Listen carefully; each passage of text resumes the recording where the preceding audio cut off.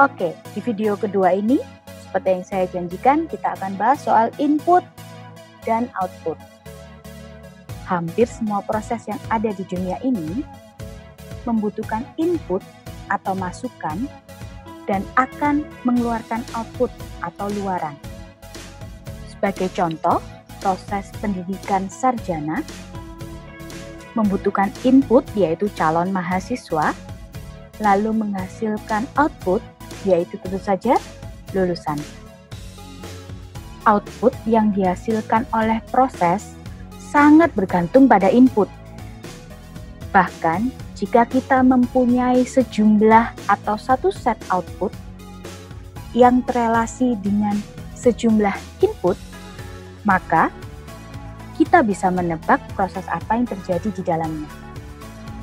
Sebagai contoh, jika kita punya input 1, 2, 3, 4, 5 dan output 1, 4, 9, 16, 25, coba Anda tebak proses apa yang dilakukan di kotak biru itu.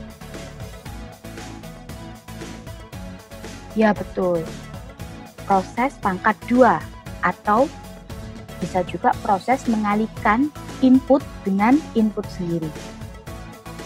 1 kali 1, 2 kali 2, 3 kali 3, dan sebagainya. Contoh kedua, dengan input yang sama, namun output yang berbeda seperti ini, proses apa yang dilakukan? Betul, proses untuk membedakan apakah input bilangan ganjil dan genap. Dengan input yang sama, output yang berbeda, kita bisa tahu bahwa prosesnya pasti berbeda. Bagaimana kita menentukan mana input, mana output dari sebuah proses?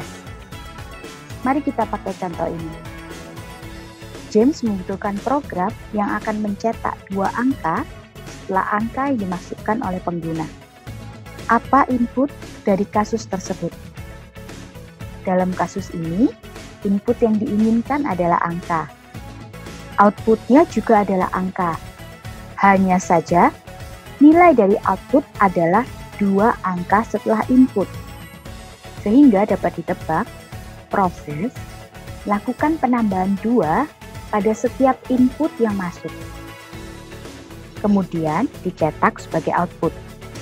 Nah, kita tahu bahwa kita pasti butuh minta input dari pengguna. Input itu perlu dimasukkan dalam variabel. Sehingga kita perlu deklarasikan lebih dahulu variabel tersebut. Sebagai contoh, kita akan deklarasikan variabel X dengan tipe data integer karena akan menyimpan bilangan bulat. Karena output adalah 2 angka setelah input, maka di dalam proses, kita akan menambahkan input dengan 2.